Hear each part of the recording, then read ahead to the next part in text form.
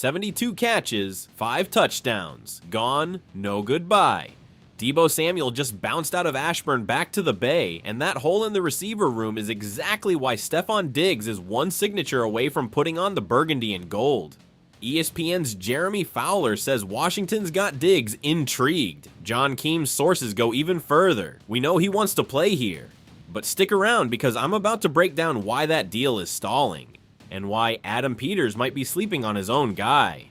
Meanwhile, on the other side of the ball, the Pitbull just landed in the DMV. Amik Robertson, the corner Durante Jones chased for years, walks in with one specific rep on tape that explains the whole signing, but his size could be the Pitbull's bite or his bite back, and I'm getting into that right now too. Raise hail! Okay, let's take this piece by piece, because there are layers here, and I want you to have all of them before you tell me I'm overreacting. Thursday night, while most of the fan base was still processing day 2 of training camp, word broke that the receiver who was, by a wide margin, Washington's most productive offensive player last season signed a 1-year deal worth up to $7 million to return to San Francisco.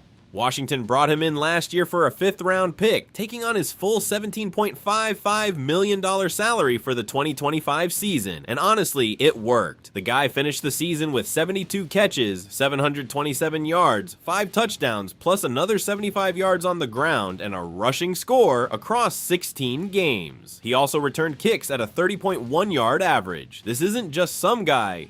When Terry McLaurin went down and missed time, this was the player who became the most productive weapon on the roster, and now he's gone. No extension, no public negotiation, nothing. Washington never really planned to keep him long term, and honestly, we all knew that weeks ago, but having it confirmed 15 days before the regular season kicks off hits different. And I'll be honest with you, as a fan, this leaves a weird taste. I don't think letting him walk was a mistake. The roster needed that money elsewhere, but the guy gave us 700 yards and 5 touchdowns in a rough year, and watching him leave quietly, without even a thank you post from the team on social media, feels cold. Football's a business, I know. I remind myself of that every time this happens, but that doesn't make it sting any less.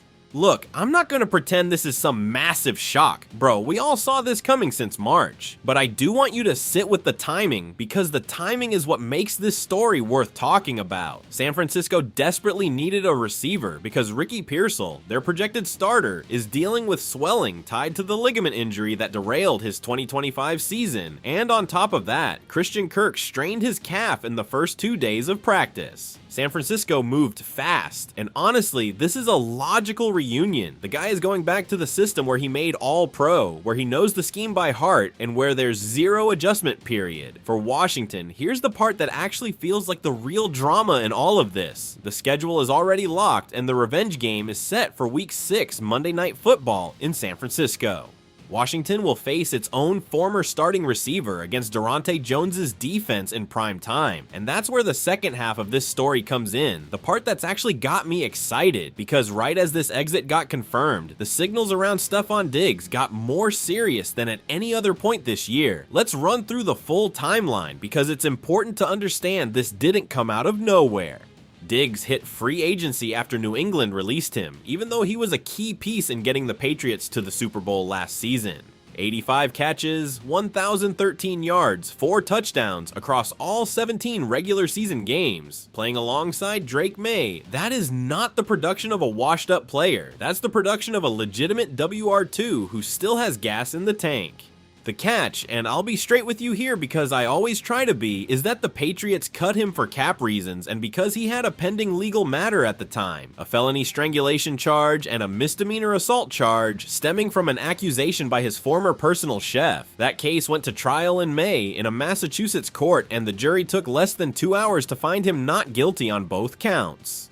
I know some people are still going to look at him sideways, even though the legal process already ruled in his favor, and I get that reaction, but as a sports commentator, I can't treat him differently than any other player who walked out of a real courtroom acquitted, and practically speaking, that opens the door for the league's full interest again. 5 teams, according to reports, have reportedly been monitoring Diggs' situation over the past few weeks.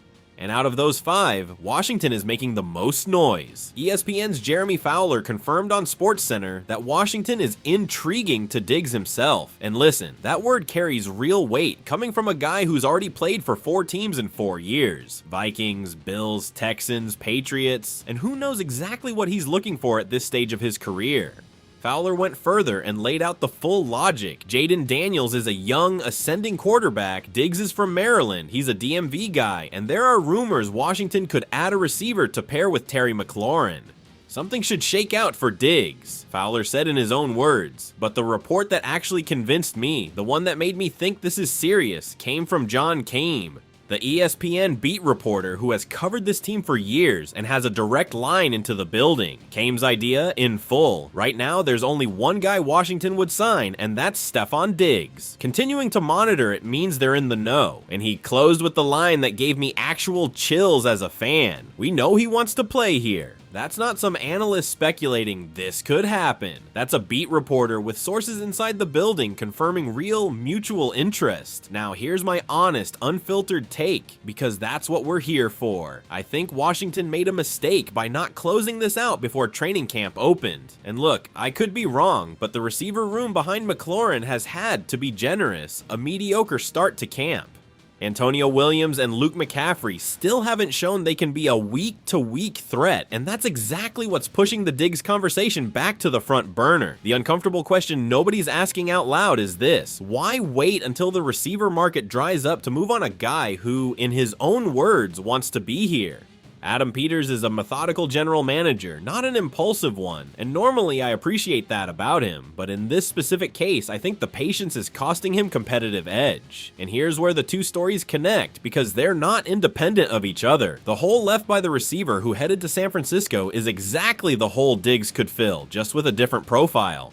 Diggs, unlike the guy who left, runs more traditional routes, he's sharper reading zone coverage, and he's built a career on generating separation even now that he's lost some of the explosiveness from his Buffalo years. We're not talking about a like-for-like swap. We're talking about shifting the receiver room from a yards after catch identity to a precision route running identity, which honestly fits a quarterback who's still developing his timing on intermediate routes. My prediction, and I want this on record so you can drag me if I'm wrong. I think Diggs signs with Washington before the first week of August wraps up. Not in the next few hours, but before preseason football gets real. The interest is mutual, the positional fit makes sense, and Washington doesn't have any more runway to keep waiting with the receiver room the way it currently stands. If I'm wrong, bro, I'll own it clearly in the next video, but right now, every signal points the same direction. Okay, bro, we already covered receivers, but hang on, because on the other side of the ball, something is happening that personally has me more fired up than any offensive addition. Washington's defense in 2025 was, without exaggerating even a little, one of the worst in the league, dead last in yards allowed per game at 384.4, 31st in takeaways with only 10 all season, 31st in red zone defense, 27th in scoring defense. Those numbers don't describe a unit that needs tweaks. They describe a unit that needed a full rebuild. And credit where it's due, Adam Peters understood that from day one of free agency. The centerpiece of that rebuild is Odafe Owe, and I want us to actually understand what Washington paid and why. Because the number moves around depending on the source, and I'd rather clear that up before somebody corrects me in the comments. Over the Cap, which is the source I trust most for contract structure, has this deal at 4 years and $96 million with $68 million guaranteed, of which $50.6 million was fully guaranteed at signing, plus a $26 million signing bonus. Some of the early reports said up to $100 million counting incentives and the contract's void year, so nobody's lying here. It's just that some outlets cite the guaranteed floor and others cite the incentive ceiling. What's not up for debate, his 2026 and 2027 salaries are fully guaranteed. That's a max confidence contract for a player who, let's be honest, still hasn't strung together a full 10-sack season yet.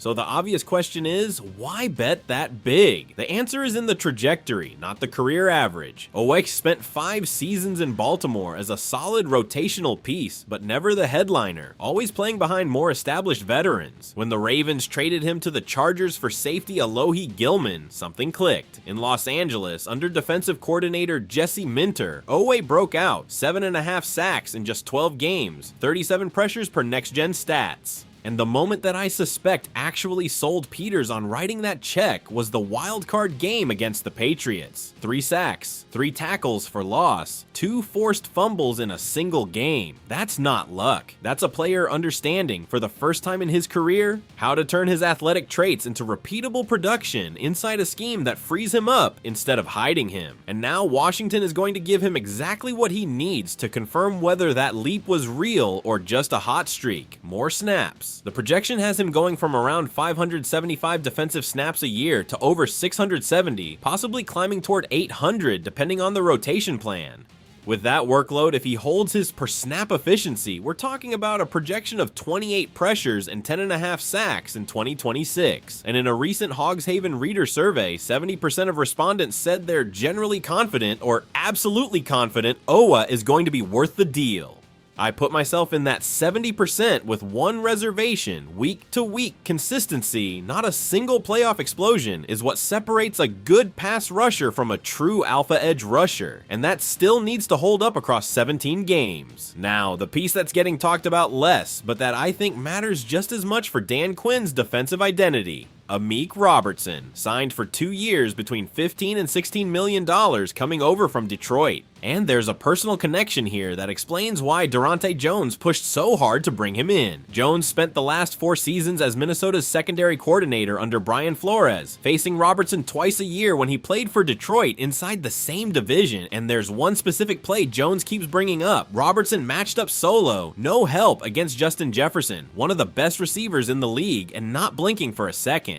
Anybody with the confidence to do that and not blink is my type of guy, Jones said in his own words. And he added the line that's already become his signature take on the player. Amik is a pit bull out there. He plays with a certain level of intensity. Physically, Robertson doesn't impose much, 5'8" or 9, under 190 pounds. In contested catch situations, he's going to lose some battles purely on size. And that's a real concern I'm not going to hide from you, especially with the big receivers in Philadelphia and Dallas showing up twice a year in the same division. I could be wrong, but if Robertson has to cover a 6-foot-plus receiver solo in a red zone snap, that's where Quinn's plan actually gets tested, not in June OTAs. That said, Dan Quinn's plan directly addresses that weakness on most snaps, using him interchangeably with Mike St. Rystel, inside and outside, depending on the weekly matchup. Both corners stand under 5'10", both have experience playing outside corner and nickel, and both, per OTA reports, have already built the kind of locker room chemistry Jones described as 2 peas in a pod. That scheme flexibility is what has me optimistic.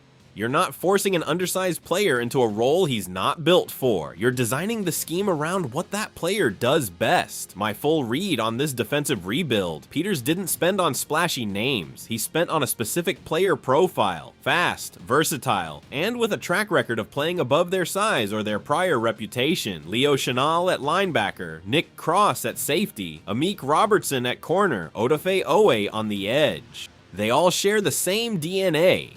Athletes who were underrated at some point in their careers and now get the chance to play the lead role. If this works, and I honestly think it's going to work at least partly, Washington's defense in 2026 is not going to look anything like what we saw last year. If it doesn't work, it'll be because the group's health didn't hold up, not because the strategy was poorly designed. And to close things out, something that sounds small, but that, as a fan who suffered through every missed field goal last season, has me genuinely entertained. Washington finished 2025 ranked 22nd in field goal attempts per game, 28th in field goals made per game, and 29th in conversion percentage. Those numbers, for anybody who understands football, are a quiet bleed of points that in a league this competitive costs you entire games. So Washington made 2 moves. Re-signed Jake Moody for 1 year and $1.7 million with just $125,000 in dead money if they decide to cut him, and signed undrafted rookie Drew Stevens, the Iowa kicker who left college with the program record for made field goals, 76 total, 12 of those from 50 yards or more, and 352 career points, the second highest total in Iowa history. Stevens drew enough interest that Buffalo and Tennessee invited him to their mini camps before Washington decided not to wait any longer and signed him outright. Day 2 of camp was literally a dead even split. Both kickers went 6 for 6 on field goals, with distances reaching up to 45 yards and 1 for 1 in team drills. Special teams coordinator Larry Izzo called it an even playing field, and honestly, looking at the numbers, there's no other way to describe it. Moody, to his credit, closed out his first stint in Washington on a strong note, 10 of 11 attempts, including 2 of 2 from 50-plus yards, with his only miss coming on a 24-yard try in the season finale against Philadelphia. That finish is what earned him the re-signing. But Stevens comes in with more leg in the 50 to 60 yard range, something the league is rewarding more every season, plus the mental toughness of having worked his way back after getting benched during his sophomore year in college. And you know what's actually the most interesting part of all this, fam? Dan Quinn already said he's not going to decide this on practice numbers alone. He plans to throw in game-like conditions throughout camp, unscripted situations to see how each guy responds after a miss. And he's gonna let preseason games with real pressure from an opposing rush and real consequences on the scoreboard be the true final exam. And look, I get the logic, but I also get the risk. Trusting an undrafted rookie with the starting kicker job on a team that's supposed to be fighting for a playoff spot is a gutsy bet. If Stevens wins the job and holds up under pressure in October and November, this note is going to look like scouting genius from Adam Peters. If he misses a decisive field goal in a tight game, the whole fan base is going to remember this moment, and I'm going to have to eat whatever optimism I'm showing today. That's how straightforward football is, and that's how honest I want to be with you, Sierra. And with that, we're closing out today. And look, there's no denying it was a full roller coaster. We lost a receiver who gave us over 700 yards last season, but we gained a real signal that Stefon Diggs might finally put this jersey on. We saw $100 million bet on an edge rusher who's only now showing his real ceiling, and we saw a 5'9" corner earn his coordinator's respect through pure attitude. And we closed with a kicker battle that might sound minor, but that in December in a 3-point game is going to matter just as much as any touchdown all season. This franchise is building something different this year. Faster, more versatile, more aggressive with its front office decisions. And honestly, I cannot wait to see how all of this comes together on the field.